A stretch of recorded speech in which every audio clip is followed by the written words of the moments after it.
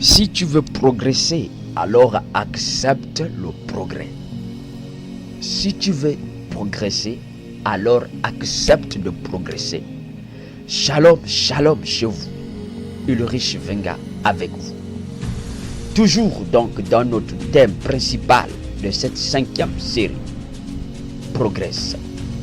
Progresse, progresse. Nous avons abordé plusieurs sujets. Et pour le cadre de ce matin, nous sommes avec celui-ci. Si tu veux progresser, alors accepte de progresser. Ceci nous amène donc à comprendre les exigences du progrès. On ne peut pas parler de progrès sans mentionner les exigences du progrès. Il n'y a pas de progrès sans exigence. Je répète, il n'y a aucun progrès qui ne puisse être précédé par des exigences. Tu as pour obligation d'accepter les exigences du progrès. Le livre de la Genèse, au chapitre 1, nous dit ce qui suit. Que Dieu commence à créer les cieux et la terre. Et c'est donc dans cette œuvre qu'il est précisé que pendant que Dieu était en train de créer, le Saint-Esprit était, écoutez-moi très bien, le Saint-Esprit était en mouvement. Pendant qu'il créait, pendant qu'il passait du jour au jour, le Saint-Esprit était en mouvement. Il n'y a pas de créativité, il n'y a pas de progression qui ne soit précédée par le mouvement. Je suis en train de dire qu'aucun changement n'arrive dans la vie de celui qui reste statique. Aucun changement n'arrive dans la vie de celui qui ne veut pas bouger. Si tu demeures statique, rassure-toi, rien ne viendra te trouver là où tu es. Si tu veux progresser, il faut bouger. Le progrès n'est pas le langage des infirmes mentaux. Je parle des infirmes mentaux. Le progrès autant pour moi, n'est pas le langage des infirmes mentaux. Il faut que ton mental décolle des choses absurdes. Il faut que ton langage décolle des bêtises. Il faut que ton langage parte des choses qui n'ont pas de sens à celles qui ont un sens. Écoute-moi, pour progresser, tu as besoin au préalable de te mettre en action. Je répète, rien n'arrive dans la vie de ceux qui restent sur place. Rien n'arrive dans la vie de ceux qui sont là, les bras croisés. Rien n'arrive dans la vie de ceux qui ont la bouche fermée. Même quand tu veux parler, il faut que ta bouche s'ouvre. Si ta bouche ne se met pas en mouvement, personne ne saura ce que tu as. Personne ne saura de quoi tu souffres. Pour pouvoir faire part de ce que tu souffres, tu as besoin de bouger tes lèvres. Écoute-moi très bien. Si tu ne veux pas ouvrir ta bouche pour prier, rien n'arrivera dans ta vie. Tu passeras toute ta vie à te lamenter et rien ne va changer. Je suis en train de te dire, le progrès n'appartient pas aux paresseux. Le progrès appartient à ceux qui bougent. Pour progresser, tu dois accepter de bouger. Tu dois accepter de partir des bêtises. Tu dois accepter de partir du niveau où tu te trouves pour un niveau supérieur. Deuxièmement, lorsque vous lisez la Bible, vous allez vous rendre compte que là, on parle du premier jour au 7e jour. La Bible dit que du premier au 7e jour, Dieu se met à créer. Du premier au 6e, autant pour moi. Dieu crée. Et il crée jusqu'au 6e jour. Et le 7e jour, on dit Dieu se reposa de tout son travail. Écoutez-moi, le repos n'est pas synonyme de la fatigue.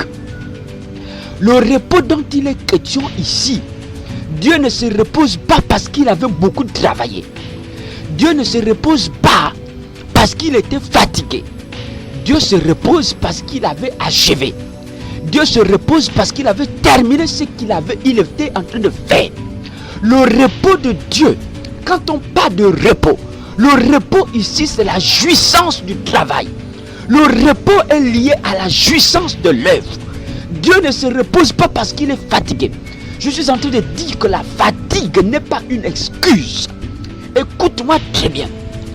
Toi qui passes ton temps à parler de la fatigue, tout pour toi c'est je suis fatigué. Je suis fatigué. Je suis fatigué. Tout pour toi c'est le sommeil. Je suis en train de te dire, tu ne peux pas progresser. Le progrès appartient aux travailleurs.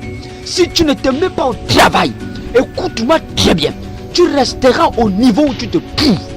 Le travail, c'est l'art de Dieu. C'est l'environnement de Dieu. Rien ne va arriver dans ta vie si tu es paresseux. Le progrès n'appartient pas aux paresseux. Quel que soit ce que tu fais, continue à passer ton temps à dormir matin et soir. Tu resteras au même endroit. Continue à passer ton temps à miroiter les promesses de la Bible. Je suis en train de te dire, même si c'est écrit dans la Bible, si toi-même tu ne te lèves pas pour prendre possession de ce qui est écrit, tu passeras ton temps à prier jour et nuit. Tu passeras ton temps à miroiter jour et nuit ce qui est dit sans avoir à devenir ce que Dieu dit dans sa parole. Dieu n'est pas un paresseux. Je dis Dieu n'est pas un paresseux. Il faut, écoutez-moi très bien. Le problème avec le chrétien, c'est qu'il pense que tout tombera du ciel. C'est qu'il pense que parce qu'il a prié, alors ça va arriver. Écoute, la prière, ce n'est pas pour les paresseux. Il faut te mettre en action. Quand tu es en action, ensuite tu pries. Le problème avec les gens, c'est qu'ils ont toujours du mal à comprendre comment Dieu fonctionne. Dieu n'est pas un paresseux. Je le redis et je vais encore le redire. Le progrès c'est pour ceux qui sont debout et non pour ceux qui restent assis. Tant que tu passes du temps à longueur de journée à rester assis, à raconter les sottises, à critiquer, tu passes du temps à longueur de journée sur ton lit, matin et soir, sans pour autant décoller. Écoute-moi très bien, aucun progrès, aucun changement n'arrivera dans ta vie. Tu ne pourras jamais expérimenter la grâce de Dieu. Écoute-moi, quand je parle du travail, le problème avec nous, c'est que nous pensons que travailler, c'est être assis dans un bureau. Nous pensons que travailler, c'est avoir des grandes affaires. Non, c'est que nous avons négligé même les choses, les capacités que Dieu a mis dans nos mains. La Bible dit que tout ce que tu trouves à faire, fais-le. Fais-le. Fais-le. Plusieurs personnes veulent aller loin, sauf qu'ils sont incapables de pouvoir faire décoller les petites choses. Vous avez demandé des grandes choses, mais vous êtes incapable de pouvoir bouger dans des petites choses que Dieu met dans vos mains. Vous demandez à Dieu des grandes sommes d'argent, sauf que vous êtes incapable de savoir gérer même ce que le peu que Dieu vous donne. Écoutez-moi, pour accéder aux grandes portes, il faudrait d'abord savoir passer par des petites portes. Tu veux aller loin, alors que tu es incapable d'entretenir même ce que Dieu te donne. Mon frère, tout part de ta mentalité. Tu ne vas jamais progresser tant que tu es incapable de travailler. Il faut travailler. Les gens n'aiment pas le travail. Commence à faire quelque chose. Commence à bouger. Commence à travailler. Commence à faire bouger tes mains. Alors tu vas progresser. Délie tes pieds. Quitte de ton lit. C'est en quittant de ton lit que tu vas te rendre compte qu'il y a mieux à faire. Écoute-moi de là où tu te trouves. Ce matin, je voudrais donc dire simplement que le progrès n'appartient pas aux paresseux. Pour progresser, tu dois te mettre en mouvement. Deuxièmement, pour progresser, il faut travailler. Il faut travailler. Dieu n'est pas un paresseux.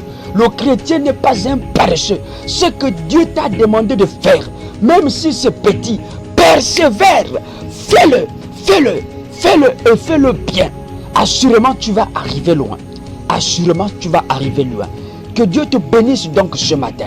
retenez deux choses. Le progrès impose le fait de se mettre en action. Rien n'arrive dans la vie de ceux qui restent sur place. Je répète, rien n'arrive dans la vie de ceux qui croisent les bras. Deuxièmement, pour progresser, il faut avoir la mentalité du travailleur. Dieu travaille. Et comme vous voyez l'environnement, tout est beau. C'est parce que Dieu a travaillé. Continuez à croiser les bras. Continuez à ne rien faire. Le progrès, ce n'est pas pour les paresseux, c'est pour les travailleurs. La prière n'est pas une excuse au travail. Le jeûne n'est pas une excuse au travail. Travaille, trouve quelque chose à faire et fais-le. Que Dieu te bénisse, que Dieu te bénisse.